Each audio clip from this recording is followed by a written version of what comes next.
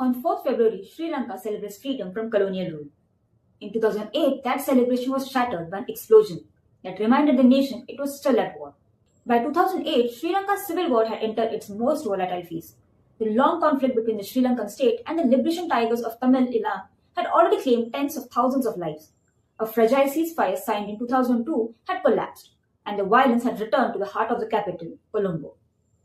Under President Mahinda Rajapaksa, the government had adopted a hardline military approach, determined to defeat the LTTE once and for all.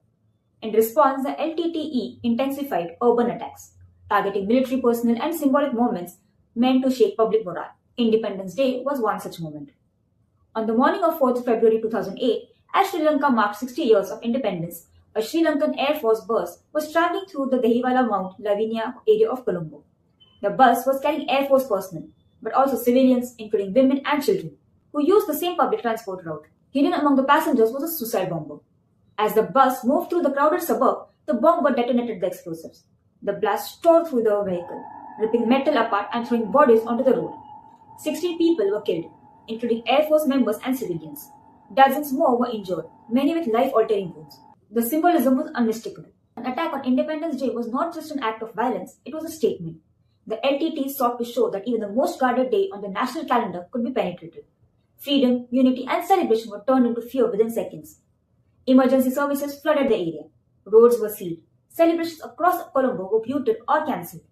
What should have been a day of remembrance and pride became a day of shock and mourning. The government quickly blamed the LTTE, and security across the capital was tightened. Armed checkpoints multiplied. Surveillance increased. Public events were heavily militarized. For ordinary citizens, daily life became a series of calculated risks. Buses, trains, and gatherings were no longer neutral spaces. In the months that followed, the attack strengthened the government's resolve to pursue a decisive military victory.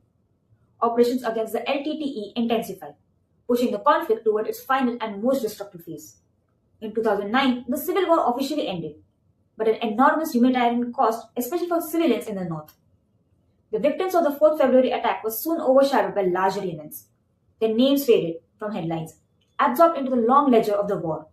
Yet, the attack remains a chilling reminder of how deeply conflict can invade civilian life, even on a day meant to celebrate independence, because it shows how symbols are weaponized in war.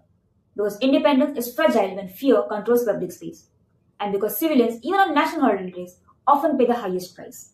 Remembering this day is not about reopening wounds, it is about refusing to forget who bore the cost of conflict. If history's civilian victims deserve remembrance, subscribe, because silence is the final injustice. On this day.